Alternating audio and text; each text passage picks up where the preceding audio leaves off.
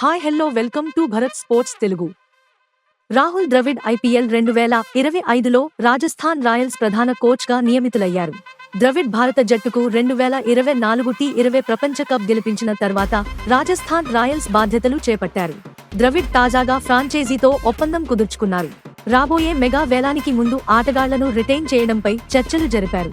Under నుంచి Dravid, RR captain Sanju Samson మధ్య సుదీర్ఘ సంబంధం ఉంది. ద్రవిడ్ ఐపీఎల్ 2012, 2013లో రాజస్థాన్ రాయల్స్ కెప్టెన్గా ఉన్నారు. 2014, 2015లో రాజస్థాన్ రాయల్స్ జట్టు డైరెక్టర్, మెంటార్గా పనిచేశారు.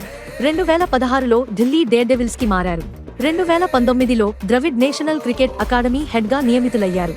2021లో భారత జట్టు ప్రధాన కోచ్గా నియమితులయ్యారు.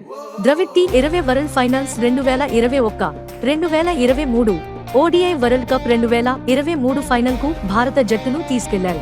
2024లో ద్రవిడ్ నేతృత్వంలో భారత జట్టు టీ20 వరల్డ్ కప్ గెలిచింది. విక్రమ్ రాథోడ్ను ద్రవిడ్కు సహాయ కోచ్గా నియమించే అవకాశం ఉంది. రాథోడ్ 2019లో భారత బ్యాటింగ్ కోచ్గా నియమితులయ్యారు.